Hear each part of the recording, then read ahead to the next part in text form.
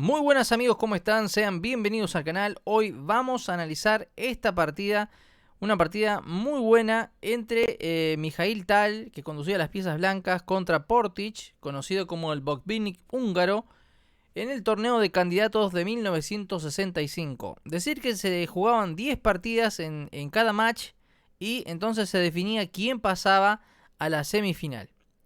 En este caso en particular estábamos en la segunda partida de este match y es interesante todo el preámbulo de esta partida como para entender algunos conceptos. Eh, Se conocía muy bien que Portić era un jugador muy posicional, que era muy entendido para entender hasta las pequeñas sutilezas de la posición. Y bueno, y de hecho jugó 8 veces el torneo de candidatos, ganó un montón de títulos y en este momento en el que se jugaba la partida estaba consagrado como el campeón húngaro. Así que estaba con mucha confianza. Por el otro lado, habían hablado sobre qué cosa jugar y cuál no por parte de Mijail Tal. Y lo que vamos a ver hoy es cómo a veces la psicología puede afectarnos a la hora de jugar. Porque la partida fue muy interesante. Con E4 comienza Mijail Tal y propone C6. Ya sabemos la defensa Caro-Kann, una de las defensas más rocosas, más elegida por todos los grandes jugadores del juego posicional. Decir que, continuó con caballo C3. No es la más utilizada, de hecho es la tercera opción, pero que se puede jugar perfectamente. Como todo, tiene sus sutilezas y sus diferencias. Aquí las negras continúan con su idea de jugar D5, que persigue una idea. Primero vamos a atacar el centro y por el otro lado ya podemos disponer de la diagonal para desarrollar el alfil. Ya lo hemos hablado muchísimas veces, que la diferencia entre la Caro-Kann y la francesa es que la francesa, al haber hecho previamente E6, ya no podemos desarrollar nuestro alfil. Así que eso es un poco lo que se persigue en esta... una de las ideas, ¿no es cierto? Por supuesto que se persigue en la Caro-Kann. A todo esto, entonces la partida siguió con caballo F3 y luego de D por E4, caballo por E4, alfil G5, alfil G4. Las blancas hacen H3, una jugada que total iban a hacer y permite conseguir algo a cambio. El negro necesita entregar el alfil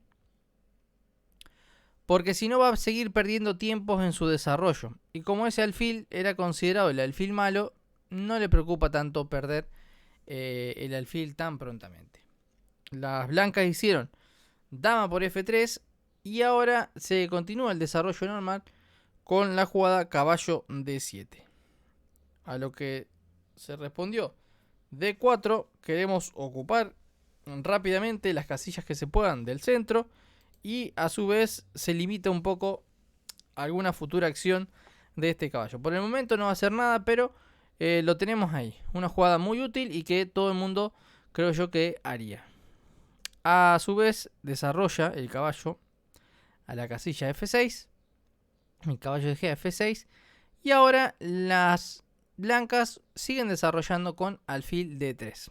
Hasta acá son jugadas que cualquier ser humano, vamos a decir, podría hacer. Porque no está pasando nada raro, si se quiere, pero estamos desarrollando piezas.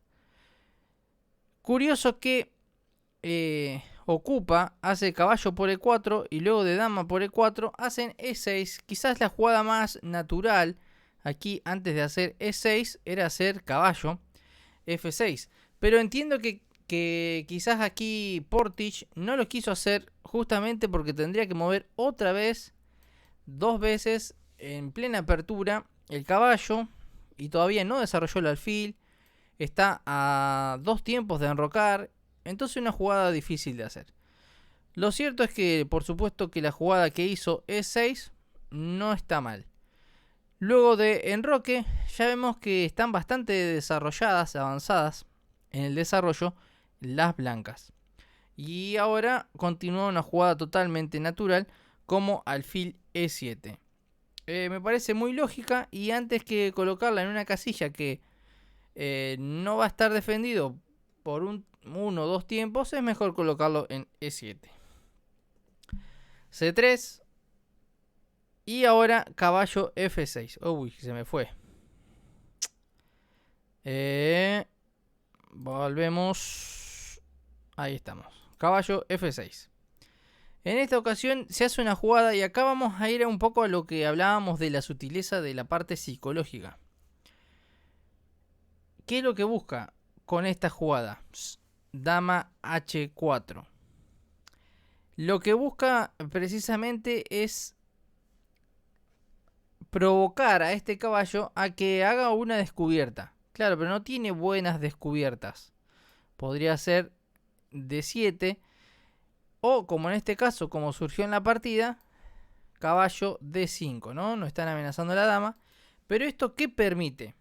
Y ahí vamos, por eso me parece, son jugadas que quizás no son las mejores, porque de hecho la mejor en esta posición hubiese sido dama E2, y acá está claramente, digamos, posicionalmente hablando, están muy bien las blancas. Pero bueno, no se jugó eso en la partida, sino que, como dijimos, se jugó dama H4, que tenía esa idea, provocar ese caballo D5.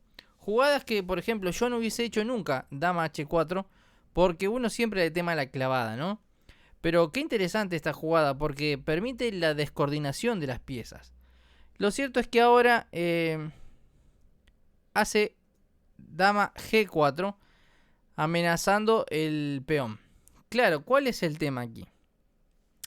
Que ahora las negras no se pueden enrocar, porque por supuesto que si se enrocan automáticamente con una jugada como alfil H6, estarían bastante complicadas aquí las negras. Decir, por ejemplo, que si se hiciera una jugada como alfil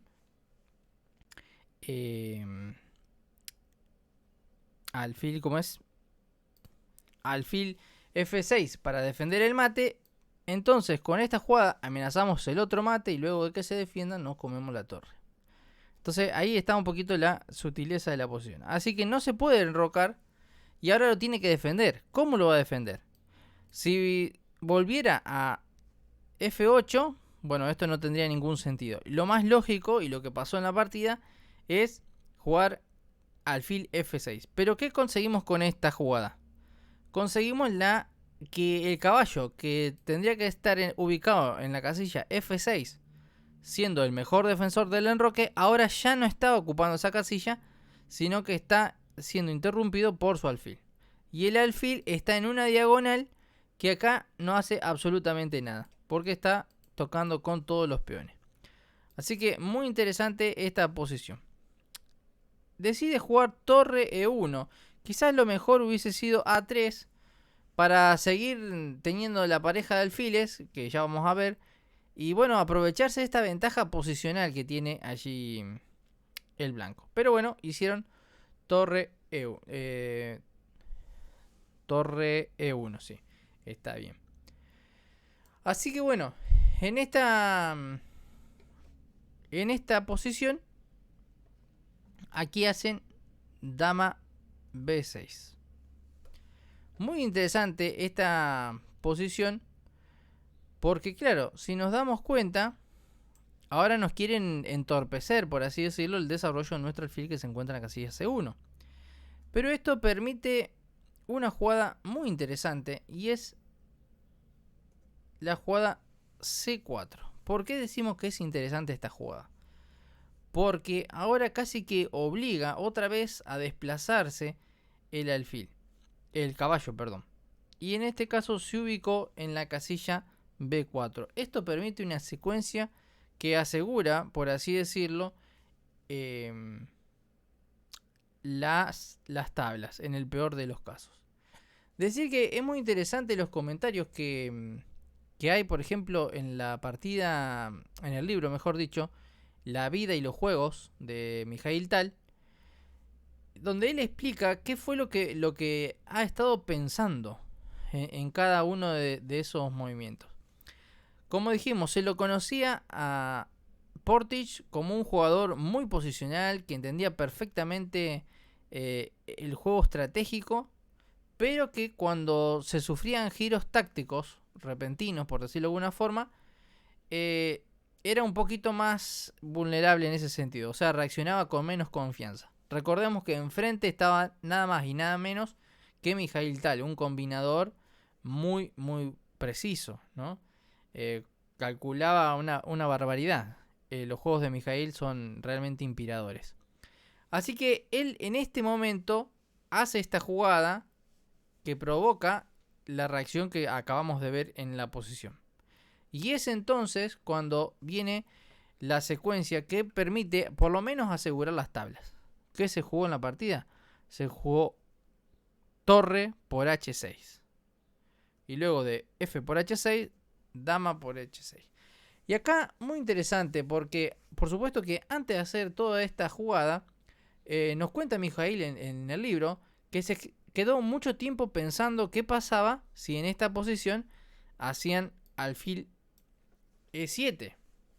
Y encontró una secuencia muy bonita y que casualmente cuando yo la estaba revisando con el módulo es una secuencia correcta la que calculó Mijail.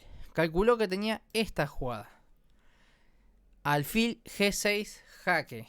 Y luego de, por ejemplo, H por G6, entonces ahora alfil G5. Y llegamos a una posición en la que el negro empieza a defenderse con las piezas. Porque, bueno, obviamente que le están queriendo dar mate. Entonces, antes de seguir queriendo cambiar o quizás se puede comer este peón, lo que hace Mijail es traer todas las piezas que se puedan, porque casi que está insalvable en la posición. Y si nos damos cuenta, el rey está siendo cortado en ambas direcciones por la dama del blanco, con lo cual no va a poder practicar en el roque. Así que está muy vulnerable el alfil que se encuentra allí en E7. ¿Cómo hubiese podido seguir? Por ejemplo, bueno, C5 y luego de dama por G6, rey F8, torre por H7, dama por H7, alfil por H7, rey por dama por G7. Y acá hay una secuencia que, claro, el negro no se puede ir a la primera fila porque comeríamos la torre. Así que empezamos a traer el rey al centro. Y vamos a pasarlo rápidamente, que hay toda una secuencia muy forzada de jaques en el cual vamos a ir mejorando la posición de nuestra dama. Y luego de, por ejemplo, que ahora sí se ubica en D8, entonces nos comemos ese peón. Tenemos vulnerable el caballo y nuestra dama va a seguir dando jaques hasta que pueda comer una de las dos torres. Por poner un ejemplo, ¿no? Lo que se puede hacer en esta posición. Así que bueno, fue entonces que en vez de hacer lo que dijimos, alfil E7, hace rey F8. Aquí Portage. A lo que siguió, alfil F4, estamos amenazando nada más y nada menos que mate, así que hay que defenderlo. Y se defiende con torre D8. Dama C5, y si nos damos cuenta le hemos quitado a la dama la posibilidad de meterse en séptima para defender. Y bueno, está complicado aquí el negro, ¿no? Así que viendo todo esto decide, por así decirlo, sacrificar la pieza, la dama, a cambio de las dos piezas que va a comer ahora. Así que sigo C por B6, caballo por F4 y aquí dama G4. ¿Qué hubiese pasado? Porque uno se lo pregunta, ¿no? Supongamos que en esta posición hubiese hecho dama H5, que era la única jugada que tenía. Bueno, acá hay una secuencia forzosa de mate, que es torre 1, caballo por D3, alfil D6, y luego a cualquiera de las dos capturas, o por ejemplo si tapa, simplemente tomamos y Si come con torre, por ejemplo, bueno, también es mate al fondo. Así que esa sería como una secuencia de mate forzada. Claro, en esta posición no necesita capturar ahí el caballo, sino que tiene que volver con la dama. Pero acá estamos viendo el típico de jugadas forzadas en la que hay que entregar todas las piezas para poder conseguir algo. Así que bueno, es por eso que se dice que es un mate en 7. Y si vemos, estamos aquí exactamente en la misma posición en la que nos encontrábamos al principio. Por eso es que se haría este mate un poquito más lento, ¿no? Así que ahí tenemos la jugada. Y bueno, ahí hemos completado el mate que decíamos en 7 jugadas. Fue por eso que decidió no defender la dama, sino que hizo lo que comentábamos, caballo por D3, sacrificando a la dama a cambio de los 2 alfiles. Pero luego de dama G4 nos encontramos en una posición en la que el rey no se pudo enrocar. Esta torre de H8 no está jugando y quién sabe cuándo va a jugar. Y estamos amenazando el caballo. Así que el caballo se ubicó en D5. Siguió B por A7. Ahora le creamos otra nueva amenaza de coronar, básicamente. Y acá hace una jugada rara, pero bueno, es la jugada que hizo, de rey H7. Y lejos de... capaz que la mejor era hacer torre E1 jaque, pero esta jugada me gusta porque va creando amenazas. Si el negro no hace nada, bueno, simplemente va a venir B5, destruyendo todo los peones. La torre se va a colocar en B y probablemente entre, o en todo caso se cambiará en B8 con la idea de coronar. En cualquiera de los casos la posición está complicada, por no decir perdida. Fue entonces que Portich juega torre A8 para trabar a ese peón que bueno, que está más molesto. Y ahora sí viene torre E1, a lo que siguió rey D6 y ahora hizo B5, un poco lo que decíamos anteriormente, destruyendo toda esa estructura de peones que se encuentra allí, dejando inestable al caballo que se encuentra en D5 también. Y ahora las